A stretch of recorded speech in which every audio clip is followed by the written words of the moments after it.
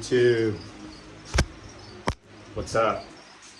Been so many people asking about the peach throw setups on the page and on the YouTube, and people just hitting me up. So I figured now's the time. I'm gonna do a whole nother layout video on how I set up all of my cages for each size, what I buy, where I buy it, how to set it up. So let's get into it. I'm gonna break it down in as simple, quickest way possible. So hopefully it's nothing but information. You guys can take away all of it. So let's get into it. All right, we're gonna break it down with these first. I get the most questions on these because these are obviously custom builds and people kind of look at them and go, what the heck is that? These are derivative of Mike Stefani, Uncle Mike, Mike's monitors. If you're in the monitor game, you've heard of him. OG legend. Dude has been a quiet mentor to me for the past couple years now, giving me so much knowledge. I am eternally grateful to Uncle Mike. You know, if he ever watches my videos, I know he sees the Instagram stuff, but Uncle Mike, you watching the YouTube, I love you. You've given me so much info. You've gotten me to the place I am with these lizards, and I never thought I'd be here. So thank you, eternally grateful. But basically, these builds are a lot simpler than people think. All you gotta have is a couple hand tools and some skill saws and a little know-how. You get these bottom pieces, which are a concrete mixing tub. They're the largest concrete mixing tub. You can get them at Lowe's or Home Depot. I get mine at Lowe's because, you know, pro shop at Lowe's. And after that, I use 2x3s, and I cover them mainly the inside because I'm lazy. I'm not doing the whole thing when I've got a couple builds to do. If you want to be fancy, you can do the outsides. But 3 layers of heavy dry lock. I silicone all the edges. I silicone underneath my framework before I put my framework on, and screw everything in from the bottom of the tub for the bottom frame. And then from there, there's a 2-foot version that we have here and then a 3-foot version. And basically everything goes together like a little puzzle. You screw in all your sides and get your doors hung up on there. And now you have, you know, your enclosure set up on top of your tub. Once you get your everything fitted and set it up, you can put a drain in the bottom, and what that does is, and you can fill it up with water, and that eliminates you from ever going into the enclosure and disrupting the environment, which once you do that every day when you're cleaning or cleaning out poop or changing the water for your lizard, it gets freaked out. That's the last thing it wants, is the big hairy monkey coming in there to disrupt its environment, pull something out and then put it back in there, and it's running around all scared. This completely eliminates that whole step out of the process, and it is 100% the reason why, you know, you're able to build the trust with your monitor. And I've been able to raise multiple sets of imported babies and gain their trust and build a relationship with each one of these lizards. So, you know, once you get the setup and the husbandry and the environment dialed in, the rest is like clockwork, you guys. It all goes hand in hand. You know, once you get this dialed and figured out, it's just, after that, it's just daily maintenance. So the whole point of these is so you are not going inside the enclosure. And the water on the bottom, you're not going to want to just leave it open water. You want to replicate, you know, an artificial riverbed, put some rocks, some big logs, some cork tubes, a bunch of fake greenery so they have stuff to grab onto, so it's not just waiting in open water. But this gives them a sense of security. Anytime you come in the room or they don't feel safe, they can go in the water. But you still see them in the water. They can still see you. You know, it creates that bond, or it takes away the barrier of them being able to completely hide so that you can create the bond with them. Another thing is fully outfitting these enclosures, you guys, from top to bottom, front to back. I have a lot of people asking me, you know, what do I put in my enclosure? You know, how much stuff should I put into it? I tell people time and time again, fill that thing all the way up. And then, you know, I'll still have people saying they're having trouble with their lizards. I'll ask for a couple pictures, and I'll have to tell them, you know, add more cork tubes, more branches, more greenery. They need to have a contact point with their tails or their hind legs or some sort of body part while they're moving around inside of the enclosure so that they feel safe. That's the only time they're going to move around your enclosure, is where they know, okay, if at any point something happens, I could dart off in any direction I want and find a hiding spot. So The 3-foot version I like a lot better than the 2-foot version. Personally, it gives it that extra height, and when you have it set up on a stand, this puts your lizard, I'm 6 foot tall, so this, if you do it a little bit higher of a stand, this can put your lizard, you know, above eye level. And above eye level is super huge with these lizards because it puts them at the top vantage point. They feel so much safer when they can look down on you and down on everything else that's around in the surrounding. It gives them a sense of security, and you know, it's Kevin McCurley uses it as one of his techniques, you know, holding the lizards up on his arm way up in the air so that they can feel like they're at the higher vantage point. Same sort of premise. Other than that, outfitting them from top to bottom and adding the correct lighting up top, that's another thing. You know, situating the stuff inside your enclosure so that your lighting on the top is getting your basking areas and everything up to temperature. That's another thing I like about the height, is it really gives you the opportunity to give every thermal gradient possible. You know, as I'm talking, I'll just go over this really quick. I don't want to yap too much about nothing and just keep it straight facts, but this is Suey. If you guys have followed along from the beginning, she used to be one of my most skittish shy monitors. Look at her. This system alone has changed this monitor's attitude and outlook on me. 100%. She's still in the water bottom because it's worked so solid. I don't want to change anything. We've gone from ground zero to now we are, you know, best friends. She'll run out on my arm when I have food. When she sees me with food in the room, she's jumping on the cage and on the screen trying to get out. She has no fear of me anymore. She'll eat her meals on my shoulder. This enclosure setup, you guys, it is mind-blowing. You just got to give it the chance and the time, and you got to be persistent. So, like I said, if you're a pro, you shop at Lowe's, you can get everything that you see here, there. That's where I built all of my stuff. Simple hand tools, you guys. I did this with simple hand tools, so anyone can do it. There's no excuses. If you can go get a skill saw from Harbor Freight and a little drill and some bits and some screws, you can build one of these, you guys. Don't ever underestimate yourself. You know, anything's possible. Put your mind to it. If you guys want any more info on floor plan stuff to get this thing rocking, hit me up. I'm always glad to help, but let's move on to the next setup. I don't want to talk too much jabber. All right, let's get it. So I know not everybody's going to be able to build up one of these setups or afford one of these grow tents and stuff. So I just want to show a setup that I'm having great success with right now. Granted, this animal, it is an imported baby peach throat, whether it's running around in here right now or not, or if it's hiding, I don't know. This was a baby imported peach throat. You know, yes, it had skittish tendencies, but I worked my magic with it, you know, used my techniques, and within 2 weeks, you know, this thing has been crawling out of my arm, tongue feeding, and it has no fear of me anymore. So I went ahead and threw it in a glass terrarium setup, but I outfitted it completely, as I've been saying in this whole video, from front to back, side to side, top to bottom.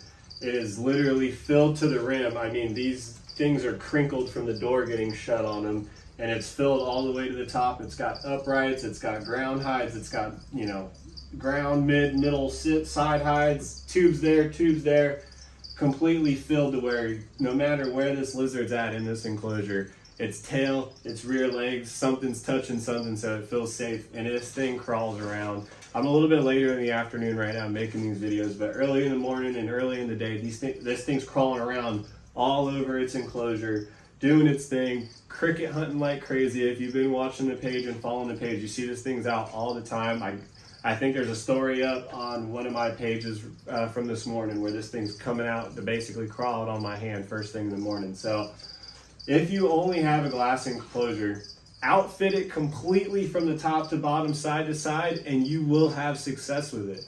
But the water dish I have is right here at the front of the cage. I have just enough space for me to lift it in and out. I made sure, all right, just enough space for me to lift it in and out. That's good. And so far, I've been having success with, yeah, this lizard and this setup. But I feel if you do it like this, where you're not going in and disturbing a lot, your water's right there at the front of the cage. All you're doing is pulling your little tub out and putting it back, preferably when the monitor's, you know, asleep, hiding in the afternoon, so it doesn't even see it happen or see you come in and disturb anything. That is going to be key. But I wanted to show a glass version of this, and I got a PVC version I want to show you guys really quick, just to show options of it can be done for baby monitors in these setups. So let's check out the PVC version. All right, so this is basically almost the same dimensions as that glass terrarium. It's a 2x2x3 PVC enclosure. This is for another baby monitor I have raising up. It's actually for a green tree, or a yellow tree monitor, I'm sorry.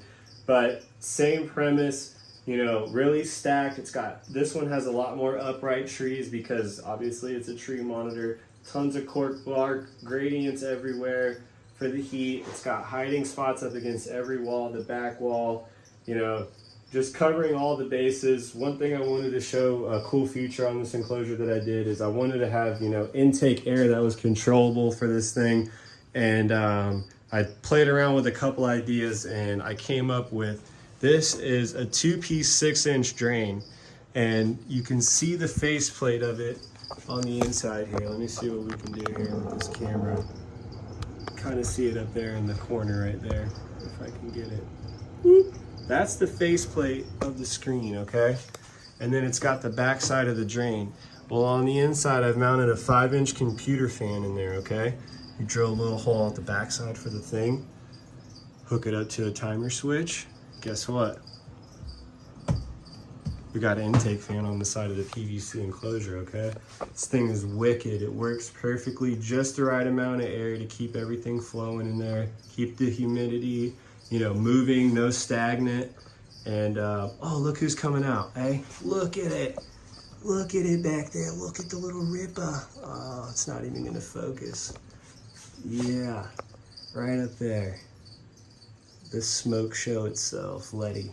But yeah, man, this enclosure has been working great for this little baby monitor.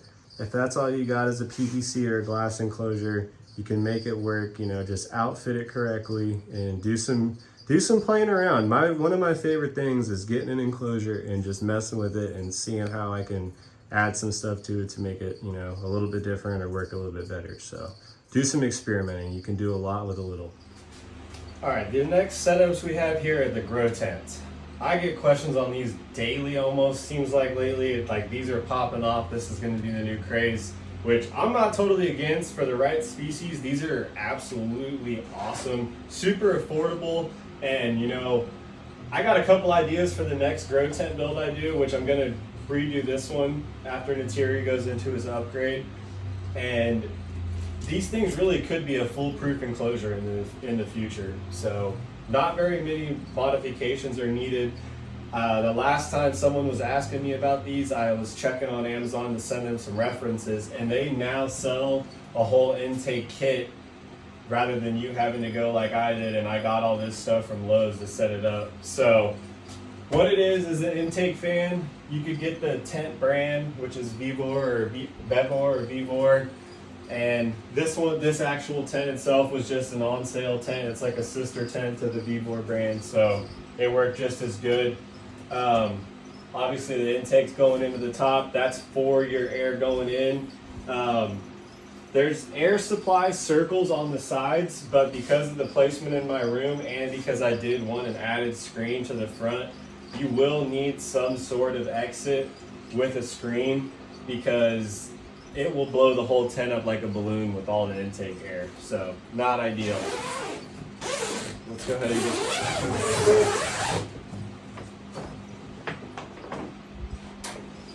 So just like everything else, outfitted from top to bottom, front to back.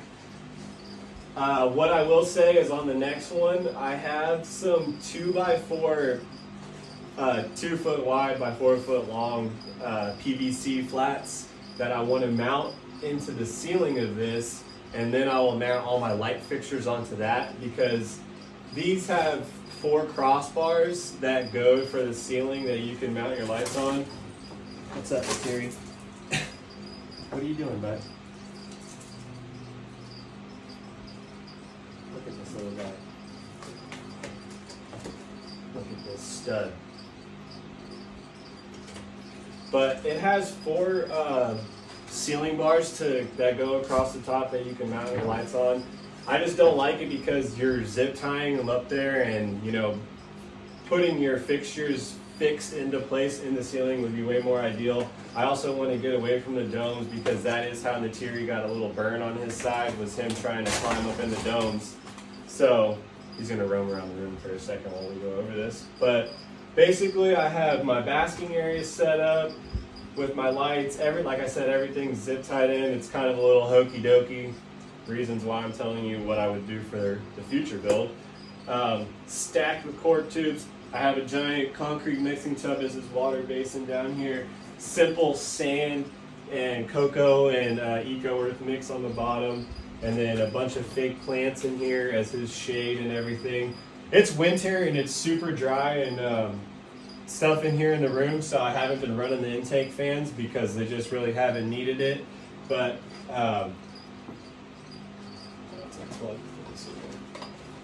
the intake fans are really awesome. It pushes and circulates all the air through here, and they all have different settings and stuff, so if you need to put it on low, you can put it on low, high, whatever. Like I said, these setups are very much, could be a part of the future of reptile keeping. I don't recommend bigger lizard species because we'll get into the next tent, which is, this dude's running up the other tent. Get down.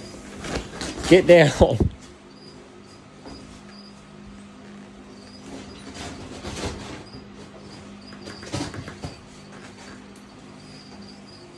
Anyways, Natiri had to run up the side of the tent.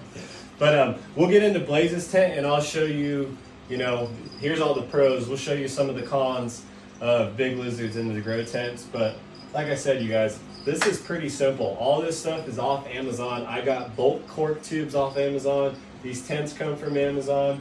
Fans come from Amazon. Timers come from Amazon. And a couple other intake pieces come from Lowe's. This is all Arcadia and Zoom Ed lighting in here. And yeah, it's pretty simple. Let's get to this big one. I'll show you some more.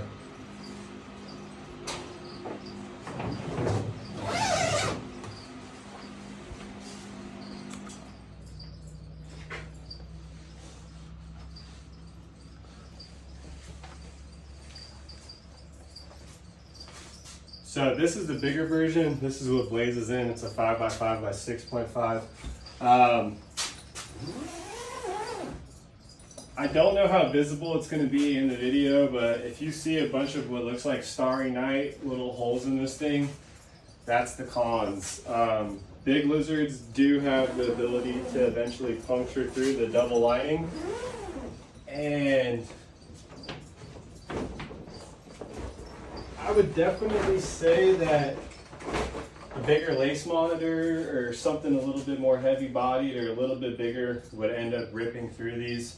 I'm sure croc monitors and water monitors would rip right through them, being a little bit more heavy bodied and just having some bigger, thicker claws.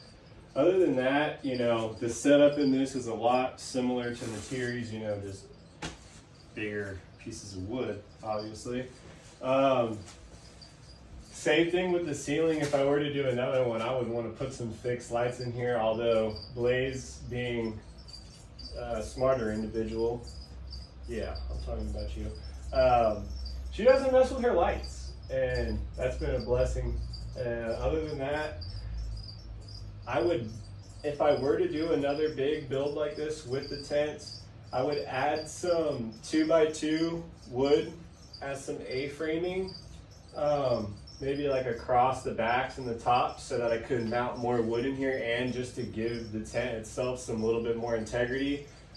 Before doing that, with this build, I built a frame out of 2x4s and then mounted a lot of my driftwood and logs and stuff to that, and then also cross braced that with some other big logs and some logs on this side of the corner on the inside. So there's a lot of cross bracing and weight distribution in this cage. So would I recommend it? Totally not. Could you make it happen? Totally yes. I would definitely just say, try it out, test it. These things are absolutely great for holding humidity, temperatures, dialing in, how much airflow you want, because You can do your however much fans you want. I personally, you can see the viewing spot I got on the side. I like to be able to see in. They always look out and stuff. So you could do cool custom little things to these. I hate this vent. Another peach throat guy you guys should check out, Logan. He took a little 6-inch ring and some screen and stapled it. So now you just have a clean 6-inch ring. You can cut these extra pieces off of fabric. But, you know, like I said, small, easy modifications, and these things are nice as long as you're not using a big lizard. This size tent would be absolutely ideal for like a trio of tree monitors. Like, I mean, their claws aren't going to get big and strong enough to rip through this inner lining, but this would give them the room and the space they need to, you know, move around a lot and have the up and down space and across space. So super versatile enclosures. If you turn them into an enclosure, I just, you know, I can't say much bad about them other than don't put a giant lizard in them. And other than that, they need some work done to put your light fixtures in the ceiling, just because the free hanging zip ties on the mounting bars that it comes with is a little wonky. But yeah, really can't say much bad about them. If you set them up right, they can be super versatile. You know, it is still just a grow tent, so you gotta set it up in an area where it's going to be okay and safe. But other than that, they work great. The animals are happy that are inside of them. You know, my girl Blaze is rocking in here. The big, beautiful girl herself. Look at her. She loves this enclosure. I mean, as soon as I open the door, when she's all warmed up, she's coming out to play. She has her spots just like any other enclosure, so yeah, I won't keep yapping. The tents are awesome. All right, folks. I hope that was some insight for you. I hope you could take something away from that. I hope I didn't yab your ears off. If I did, I'm sorry. I'm just trying to spread my passion with the people. Peach Throat Passion. If you're not following it on Instagram, it's going to be hard for us to be friends. That's all I'm going to say. Other than that, follow the Hail the Scales, you know, comment on the page. Let me know what you guys are thinking. Give me some stuff you want to see. Happy New Year. Happy holidays. 2024, we're going big. All reptiles, all peach throats, whatever it is, it's animals. That's all we live. That's all we eat. That's all we breathe. I'll see y'all later.